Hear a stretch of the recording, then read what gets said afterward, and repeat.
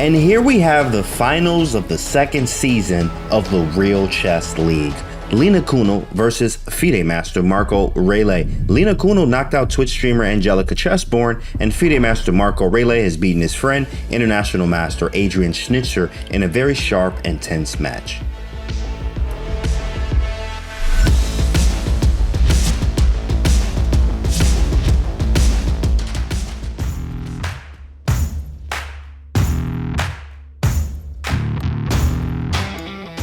With the white pieces, the strong FIDE master and blitz specialist from Germany, Marco Riehle. He's well known for very sharp openings and dangerous opening traps. He's streaming together with international master Adrian Schnitzer under the name Chess Hobbits 99.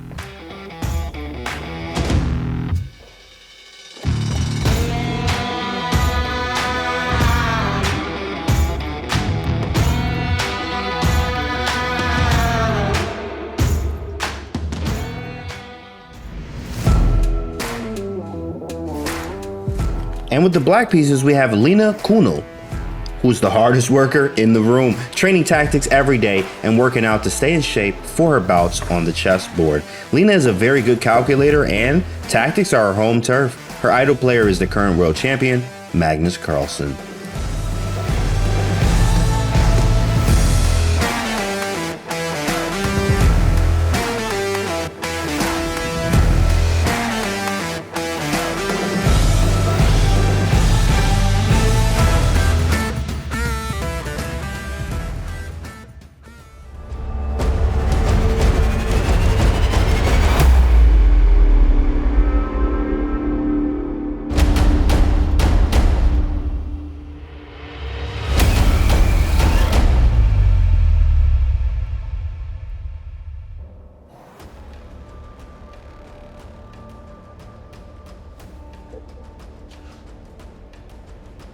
And we're off to the races. Clock has started here. Marco goes for e4, 10 minutes on the clock. e5, and as you see, played with confidence there. e4, e5's on the board. Marco responds with knight f3, very natural move, and knight to c6, the natural response here. Let's see what happens on the board. What are we going to get? Roy Lopez, maybe an Italian game. Bishop c4, sort of a quiet game. Sometimes these games aren't quiet at all. Many responses, bishop c5 and knight f6, just like Lena plays here in this position, and looks up and smiles. Very friendly attitude there, but no friendly intentions here on the board as somebody's trying to walk away a winner today. d4 on the board, trying to excite things. This could be a Scotch gambit. This could be all kind of gambits here. Maybe even a Joko piano, lots of transpositions here. Let's see how he responds. She takes on d4 and says, I'm going for it, and castles, really going into gambit style here. As knight takes e4 can be played, she plays it immediately, expecting to move maybe rook to e1 here to be one of the possibilities, and he chooses knight to c3. In fact, what that is called, it is the Nakhmanson Gambit. Now, that's a very weird spelling, to be honest. It's actually spelled N-A-H, K-Man-Son Gambit. It's a definitely strange name, but a very strong opening here as she looks and she's calculating. She's trying to figure out knight c3. I was expecting rook to e1, and as you see the smirk there and a little bit of the eyes roll and just kind of like, what is this? Never seen it. Let's figure this out. Look at Marco's posture. He's just very confident here after knight to c3. He's ready to go for it. He loves the sharp openings. Now, of course, a little bit about this gambit. I've actually played this before myself, actually in a tournament game, open section, and I actually got a draw with the white pieces here as black knew what to do. The best move, in fact, is declining the gambit and knight takes c3. But e takes d4 runs into a lot of trouble. Imagine this in your head. E takes d4, bishop takes f7 check, king takes f7, queen d5 check, and in fact, the best move there, believe it or not, guys, is king f6. Insane. King on f6. This is a very wild gambit if you do take on c3 via the d-pawn. Let's see how she responds. Knight takes c3 will definitely decline the gambit and go for more of just solid positional and try to castle quickly type of play. Slight time edge here for Marco, as Lena is definitely eating up clock here, but she should, as she has to tread lightly here. and she makes a move and she declines it. Knight takes c3. Says, I'm not going for any of those tricks. We're going to make it simple. Let's trade that knight off. Knight takes c3. Now I don't have to worry about a pin on the e file. And the response here is actually d5. And after d5, the best move will be bishop b5 so that you can tie down black's position, try to play rook e1, and even answer bishop e7 at the right moment with bishop a3. And it can be very, very dangerous for black here. d5 is usually here the best move.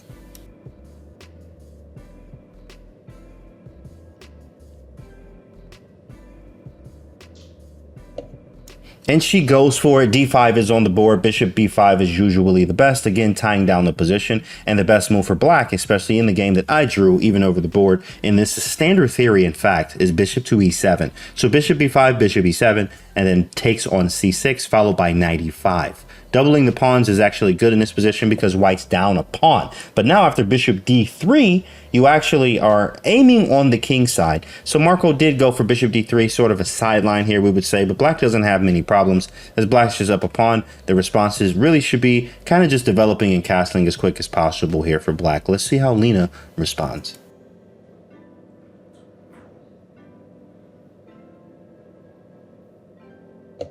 Very calm. Bishop e7. My bishops point to the king side of the board. I can castle, bishop f6 in many cases, and c takes d4 for Marco, trying to restore some of the material imbalance here, as black's just up a pawn here.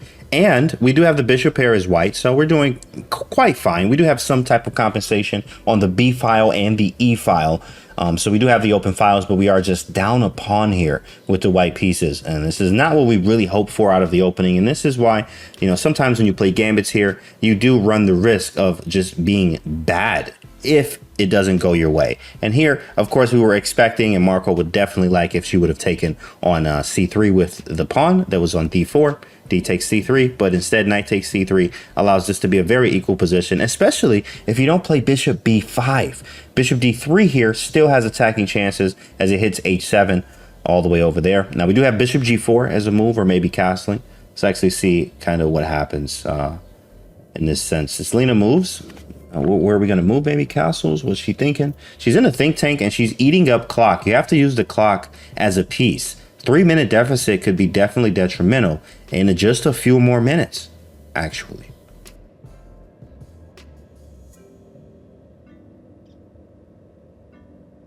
Marco looks up and says, what are you thinking about? I don't know what you're thinking about here. Oh, eating up clock. He stares at the clock there really quickly, goes back into the think tank here. Maybe I can think on your time. And she's reaching for the knight and plays knight b4. What a move. In fact, a very strong move. Very nice move here, trying to get rid of the bishop. And now I'm going to say as black here, I'm up a pawn. I'm going to eat up the bishop pair here. Marco shrugs his eyebrows there. Just a quick like, oh, well, okay. Guess I didn't see that one. That is a very nice move. If you think about the Scandinavian type positions where the queen comes out early and white's able to attack that queen with knight to c3, usually you have problems with the c2 pawn not being able to bolster or help the center like you usually can if the knight wasn't on c3. We do have Marco with rook e1 here, allowing knight takes d3, and now black's just gonna have two bishops and an extra pawn. In fact, black's just fine here. Now there may again be compensation due to the e5 square and also the open files that white has here, but as you can tell from body language and now the hands on the head here, Marco's not happy with this position here. Maybe if Lena's able to figure things out here, she can probably grind this one out, especially with the bishop pair. She goes for the castle very swiftly here. She's still down on time. Marco needs to come up with something very quick here.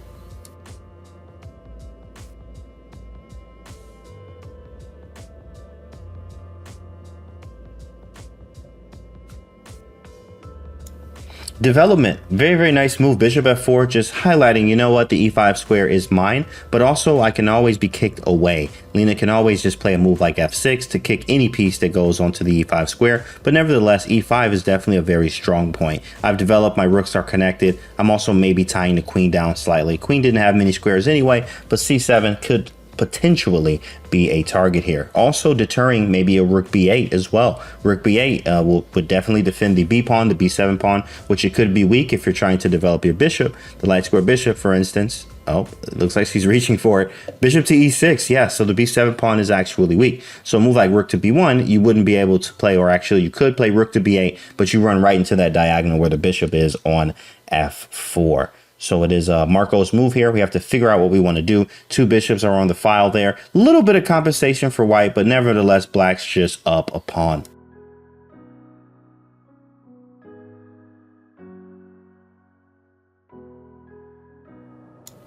Marco's keeping a time edge here, and he's trying to figure out what I should do here. Mini moves, a4, h3, maybe centralize. Rook to b1, knight to e5.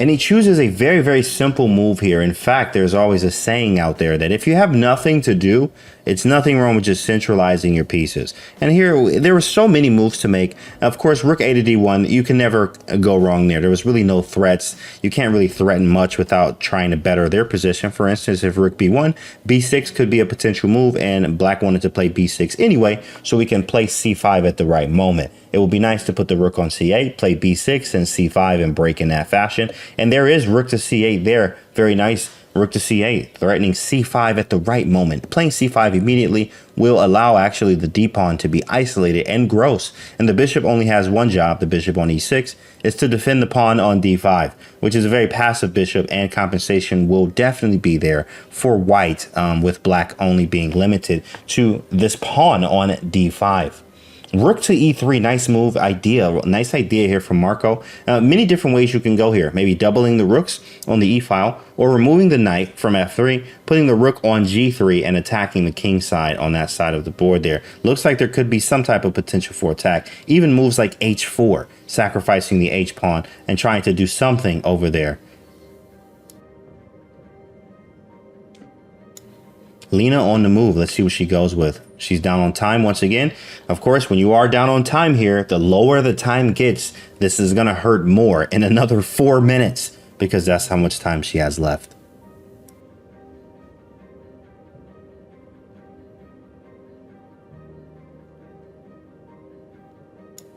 And after thinking, she goes for it, c5. Now, of course, this choice, it does break open a position, and bishops do like very, very open diagonals here. And after a very short thing, Marco just captures.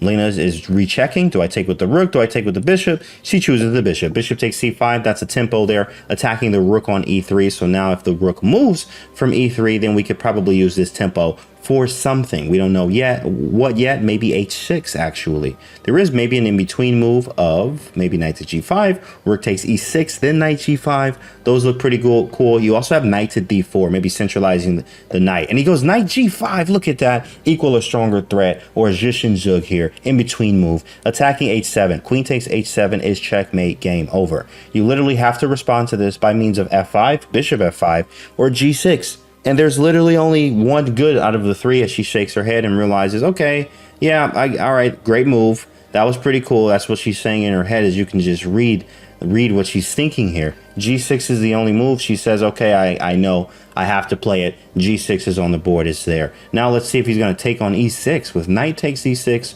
or rook takes e6.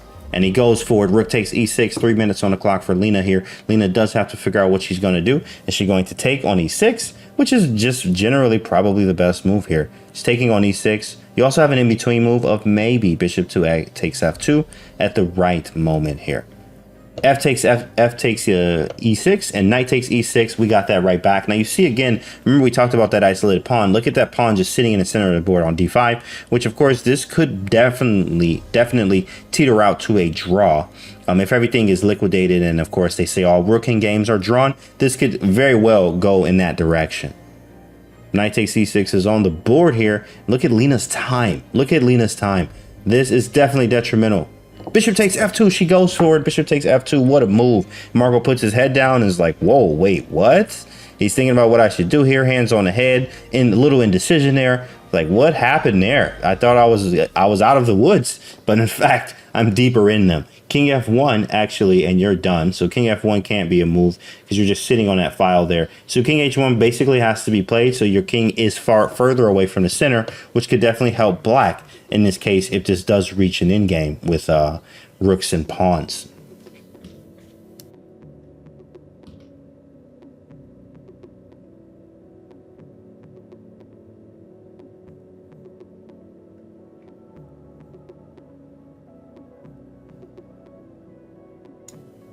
Well, we're going to probably 9 times out of 10, 99% of the time, going to see a queen move here. Her queen is under fire, but she's trying to figure out, where am I going to put the queen? Where's the optimal place to put the queen? Maybe queen f6. Queen f6. He takes the rook back, but there's also like queen takes d5 in there. But this is a very wild one. Very wild. So maybe if queen f6 and queen takes d5, rook f7, then knight g5. This could be nuts. So she just, I don't have enough time, she says, and goes queen to d7.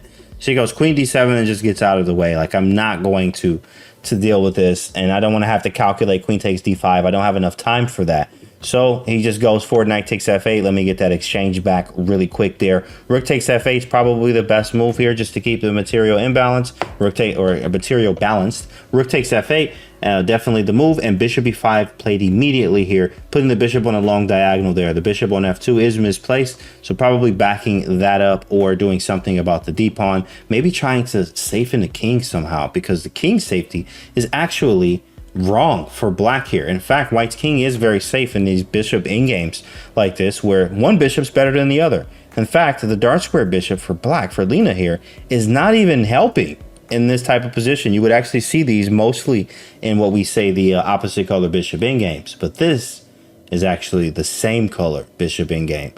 Usually you'll be able to oppose it, but here not being able to oppose, and she's getting very low on time, guys. Whoa, look at that. There's a minute left on her clock. Just a minute and a few seconds over.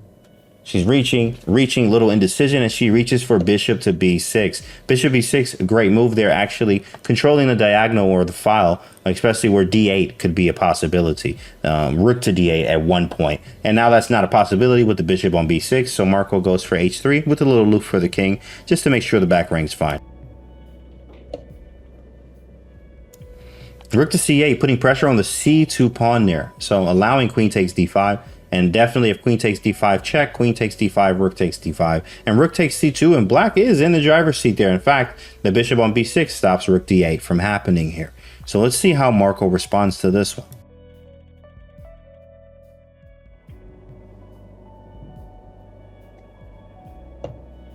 He plays queen f3, putting the queen on the file first, and we're probably going to follow up with the rook here. That's just principle. It's also keeping an eye on the d5 pawn. Very nice move here, very tricky move, especially with Lena being low on time here. You definitely want to try to trick her as much as you can. That will be the strategy here, even if it's not the absolute most accurate. Also, queen f6 actually here is an extremely strong move, basically ending the game. So she plays queen f7 and say, no, none of that. Trade him off. Go ahead, you can take on d5. I'm going to take on c2. So what does Marco do?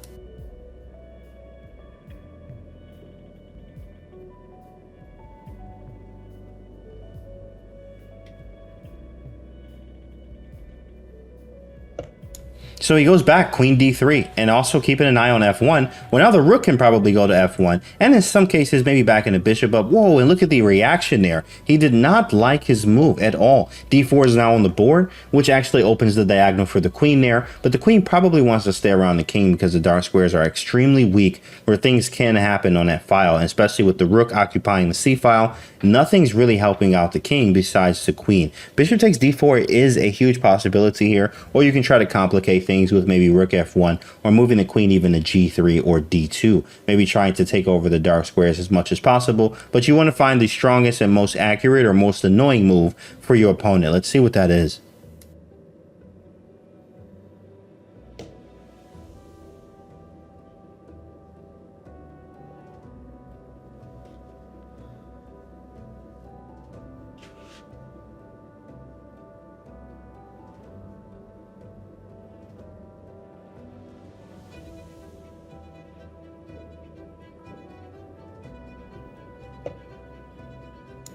And he goes for rook f1, and she was slightly surprised there. Eyes kind of bulged a little bit there. Reaches for the pawn and takes it. And queen f3 responds immediately, with queen f6 now being the move. And remember, queen f7 was the response last time. But now that would be a fatal error. And now she's under 20 seconds. In fact, under 15, now under 10. 10 seconds here on the clock. 7, 6, 5, 4, 3, 2, and she makes a move with 2 seconds on the clock. In fact, there is increment, so she gets those 2 seconds right back. Of course, now queen over to b7. Oh, and mate is on the board. She hung mate. Wow, queen f3, queen e6, queen takes b7, rook e8, queen g7, mate. Wow, what a game.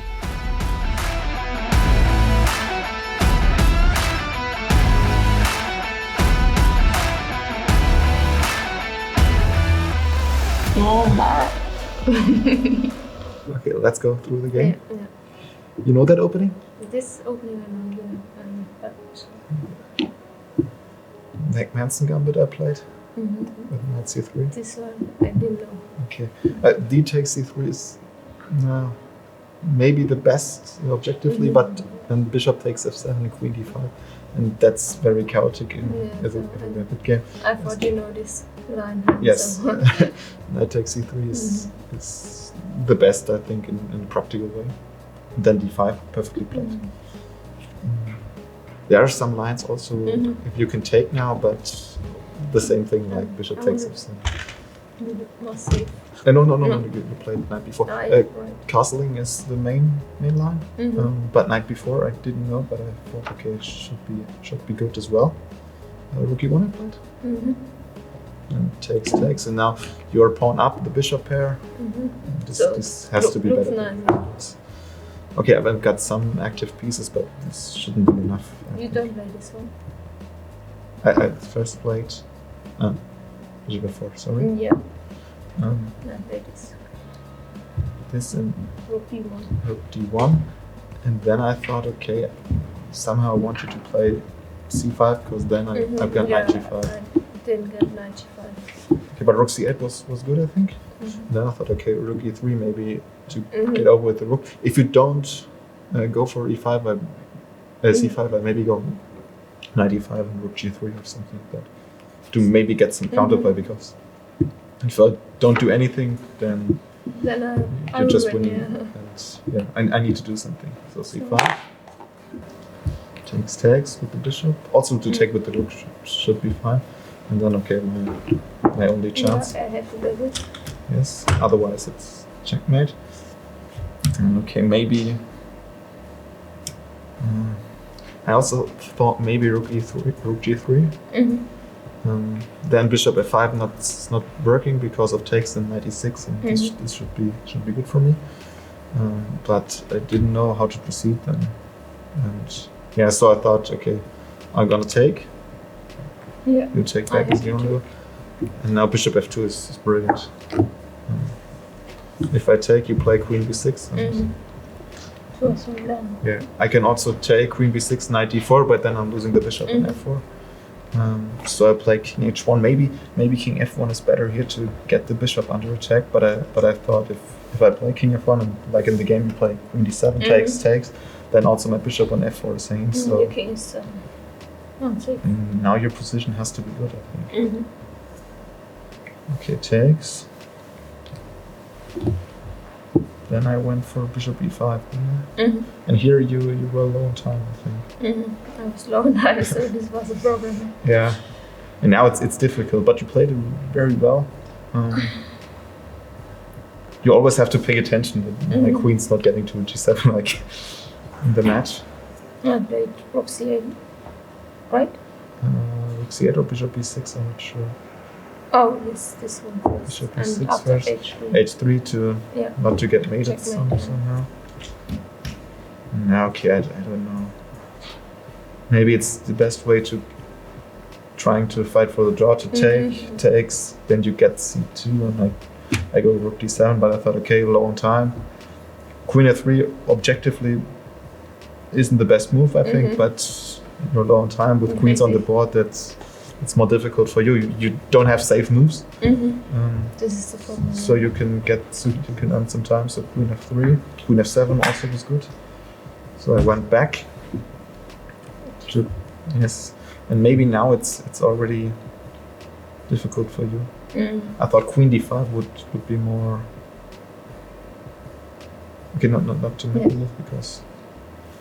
And then I have to go back with the bishop or queen g3 or something like that. After queen takes a2, I thought, okay. Yeah, I didn't get it. My pawn is. Yes, and queen f6 is even more. Even the bigger threat, I think. And rook takes c2 or something like that is just too slow because of queen f6. And now it's difficult. I think here this could be lost already. Yeah, this is lost. Yeah. Threatening checkmate if you take I take on c8 and there's a checkmate on f8.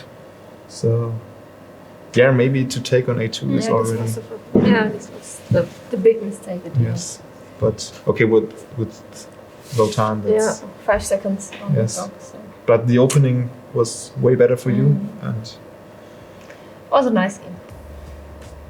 Anyway. yeah, I think looking forward for the second match. Yeah.